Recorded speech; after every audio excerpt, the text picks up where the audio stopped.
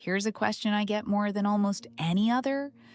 I finally found someone kind and safe, so why can't I relax? Most people assume the answer is about the relationship. It almost never is. Let me show you what I mean. This is Emma. Saturday morning. Her boyfriend makes coffee, kisses her forehead, goes back to the kitchen. Nothing is wrong. And Emma picks up her phone anyway, not for a reason, just out of habit, and starts rereading yesterday's messages. Nothing happened. And that's exactly what makes her reaction so interesting. His text this morning was, "Good morning." Simple. She smiled. An hour later, she looks again. Why the period at the end? A few hours later, why is he answering shorter today? Somewhere along the way, her phone stopped being a phone. It became a small emotional weather station, checked every hour whether she wants an update or not. She's not being dramatic. She's running a safety check. The same one, several times a day, whether she notices it or not. So, the real question isn't, why do relationships make me anxious? It's stranger than that. Why does my mind go looking for danger exactly when everything is safe? Here's the uncomfortable part. Is Emma actually in this relationship? Or is she monitoring it? Watch the difference. When people feel relaxed in love, they experience the moment, a conversation, a joke, a shared plate of food. When anxiety takes over, attention moves somewhere else entirely, into observation, into analysis, into prediction. She's not living the dinner. She's reviewing the footage of the dinner.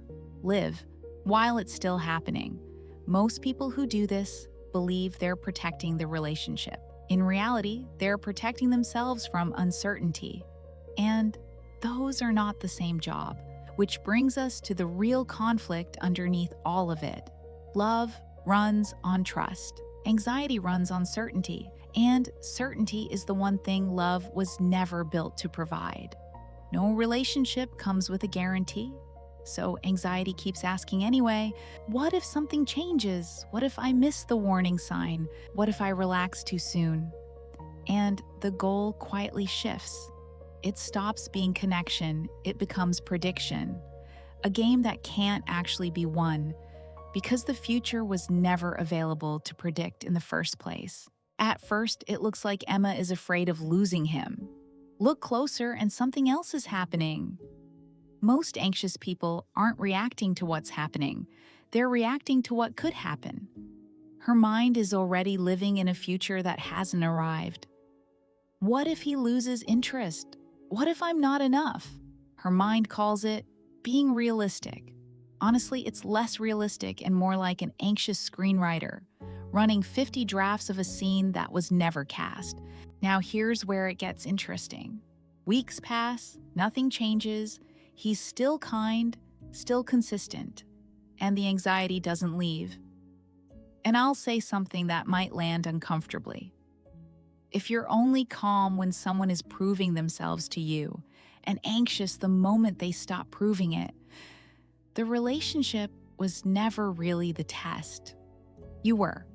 Not because you're broken, because somewhere along the way, calm stopped feeling like safety and started feeling like a warning sign. The problem was never him. It was an alarm system that stayed switched on long after the danger was already gone.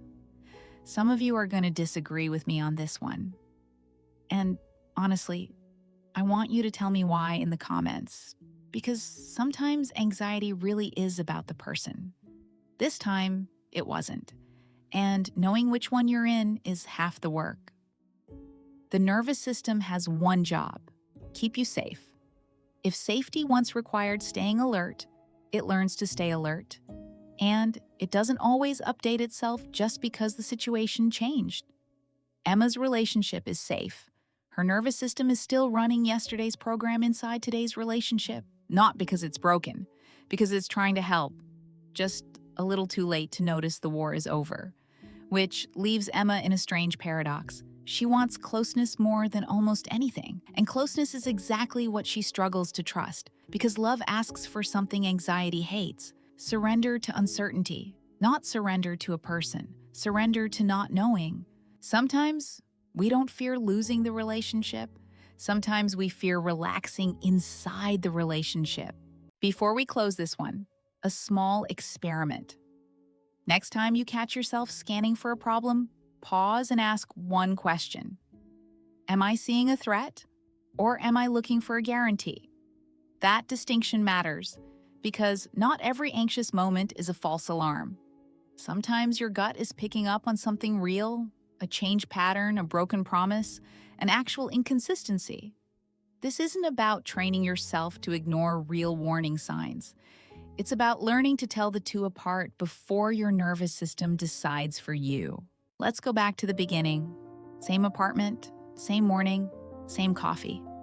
Nothing outside has changed. He's still kind, still present. But something inside Emma is different. This time she notices the urge to check, to analyze, to look for reassurance. And instead of following it, she just notices it, takes a breath, looks out the window, and for the first time in a long time, something in her chest actually loosens. Not because she decided to feel safe, because she finally let herself notice that she already was. Her eyes fill for a second, not from sadness, from relief, the kind that only shows up once you stop bracing for something that was never coming. Healing here isn't the absence of anxiety. It's no longer letting anxiety decide what's true. Emma didn't need to find someone who finally felt safe enough. She needed to notice the safety that was already there and let herself actually feel it instead of just knowing it. This week, next time your mind starts scanning for a problem, don't fight the thought. Just ask it one question: threat or guarantee? That's the whole experiment. Tell me in the comments, where do you land, threat or guarantee? Emma's case is closed. If you want to open your own, I put together a short workbook to help you tell the difference between a threat and a guarantee in your own relationship. Links below whenever you're ready for it. I'll see you in the next investigation.